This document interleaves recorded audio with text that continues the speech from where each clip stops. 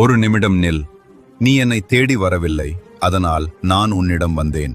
உன் மனதில் இருக்கும் கவலைகள் அனைத்தும் இன்று முதல் மெதுவாக கரையும். நீ நினைத்தது நடக்காமல் போனது தோல்வி இல்லை, அது உனக்கான நல்ல நேரம் இன்னும் வரவில்லை என்பதற்கான அடையாளம். உன் முயற்சி வீணாகாது.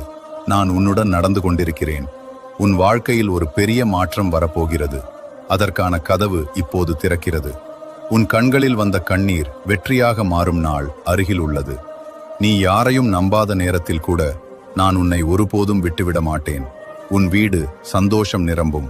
உன் குடும்பத்தில் அமைதி வளரும். நீ செய்த நன்மைகள் இப்போது பலனாக திரும்பி வரும்.